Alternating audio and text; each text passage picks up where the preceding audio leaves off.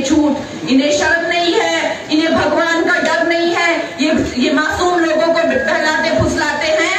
और अब ये आलम है कि जब भी सेंटर से पैसा आता है तो कहां जाता है किसी को पता नहीं। हमेशा कहते रहते हैं कुछ नहीं मिला, कुछ नहीं मिला। हमारे नेता जयराम जी जाते हैं तो मीडिया में इंटरव्यू देते हैं, अरे अभी तो इनको जो आपत्ति आई हिमाचल प्रदेश में, जो बाढ़ आई, उसके लिए 1800 करोड़ 1800 करोड़ दिए, वो कहां गए? उसका इनके पास कोई जवाब नहीं है। निगल गए, उसको खा गए, कहां गया कोई पता नहीं। 3000 करोड़ दिए, कहां गए कोई पता नहीं। दोस्तों, पूरा देश हमारे हिमाचल प्रदेश को देखकर यही कह रहा है कि कार्यकर्ताओं थोड़ा ध्यान रखना, क्योंकि हम कॉन्फिडेंस में आ जाते हैं। मंडी में भी ये जो पिछली सीट है, ये बहुत ही कम वोटों से जो है हम लोगों ने खोई हुई है। मात्र 7,000 वोटों से हमने ये सीट खोई, और आज हम देखो क्या भुगत रहे हैं। ये राजा रजवाड़े अपने घरों से निकलते नहीं हैं, लेकिन हम गरीबों के घर से आते हैं, हम आप जैसे लोगों के घर से आते हैं। राजा रजवाड़े कहते हैं, अगर इनको जनता जनार्दन कहती है कि भाई हमारा ये आप मैसेज जो है मुख्यमंत्री को दीजिए, तो वो कहते हैं कि मैं क्या तुम्हारा कोई डाकिया लगा हूं जो तुम्हारा। तो मैं उनको कहना चाहूंगी अपने जनता जनार्दन को कि कंगना आपका डाकिया है।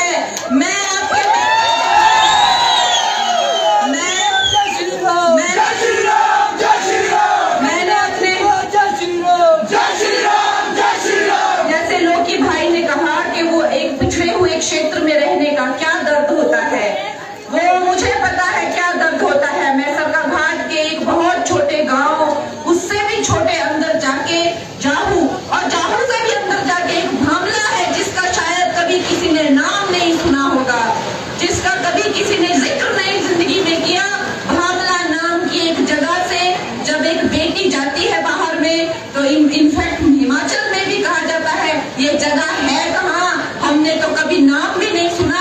वहाँ सड़कें जाती भी हैं, क्या वहाँ पे कोई हवाई अड्डा भी है, क्या वहाँ पे किसी तरह की सुविधा भी है? तो हम कहते थे नहीं जी नहीं, ना वहाँ पे कोई रेल है, ना वहाँ पे पक्की सड़कें हैं, ना वहाँ पे हवाई अड्डा है। तो मुझे कहते थे तो तुम जैसी लड़की वहाँ से निकली तो निकली कैसे? हमें पता है क्या दर्द होता है पिछड़े इलाके का। ना आज मेरे वहाँ पे ना अभी तक कोई केंद्रीय विद्यालय है, ना ही कोई हॉस्पिटल है, ना ही कोई पक्की सड़क है। तो मैं अपने आनी के भाई बहनों का दर्द समझ सकती हूँ, और निश्चय ही हमारे प्रधानमंत्री से प्रेरणा लेके जब एक ऐसे महान, एक यशस्वी, कई 100 सालों में एक बार ऐसा महान पुरुष जन्म लेता है, अवश्य ही इसीलिए उन्होंने इतनी गरीबी में जन्म लिया, एक इतनी गरीब माता के घर पर जन्म लिया जो दूसरों के घर पे झाड़ू पोछा लगाकर, बर्तन धोकर, खाना बनाकर अपने बच्चों को बहुत ही संघर्ष से, बहुत ही कठिनाई से पाला करती थी। तो उनके मन में ये विचार आया होगा कि ये महिलाएं कितनी महान होती हैं, ये महिलाएं कितनी शक्तिशाली होती हैं, ये मेरी जो माता है ये शक्ति स्वरूपा ही है। और यही कारण रहा होगा कि प्रधानमंत्री जी के हाथ में जब सत्ता आई तो उन्होंने सबसे पहले अपने डिफेंस मिनिस्टर हो, चाहे फाइनेंस मिनिस्टर हो, बड़ी से बड़ी मिनिस्ट्रियां जो है उन्होंने महिलाओं को दी। और अब इस बार जब उन्होंने अपनी लोकसभा का बहुत बड़े रूप में उद्घाटन किया, तो जो बिल पास किया उसके अंतर्गत 33% रिजर्वेशन जो है वो महिलाओं को विधानसभा और लोकसभा में गिरी। मेरे दोस्तों, जब मौसम आएगा 19 में जब चुनाव होंगे, जब 2029 में जब चुनाव होगा, तो आप इसका एक इतिहास देखेंगे। हिमाचल में जो 68 सीटें हैं, अभी वहां पे सिर्फ एक महिला जो है वो एक्टिव है, उसमें से 22 महिलाएं हमारे विधानसभा की सीटों पे 22 महिलाएं होंगी 68 में से।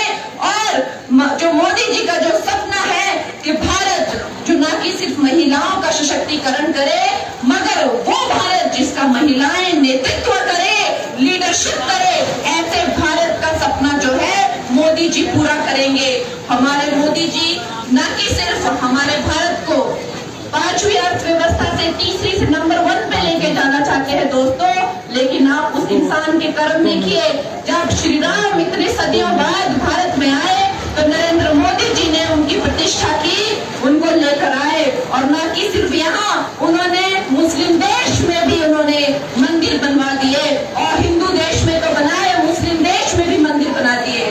दोस्तों, हमारे जो प्रधानमंत्री हैं, वो उन्हें हमें एक मौका नहीं देना है, अब हम उन्हें ऐसे मौके देने हैं कि अब बीच में ऐसी कोई भी ट्रेजेडी, ऐसी कोई भी त्रासदी जैसे हिमाचल में हुई है कांग्रेस की, नहीं होनी चाहिए। मौसम बिगड़ रहा है, मैं ज्यादा वक्त नहीं लूंगी।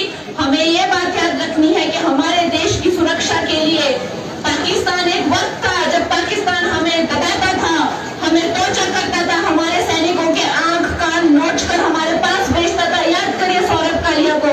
और आज का वो दिन है जब पाकिस्तान अभिनंदन को, जब मोदी जी कहते हैं गलती कर गए, तुम गलती कर गए, तो वो अभिनंदन को हार पहनाकर, चाय पिलाकर सीमा के बाहर छोड़ के आते हैं।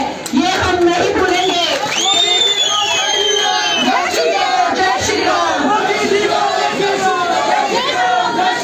महिलाओं के चाहे पक्के मकान हो, महिलाओं के चाहे टॉयलेट हो, चाहे वो आयुष्मान से लोगों का इलाज हो, चाहे वो फ्री राशन हो या जल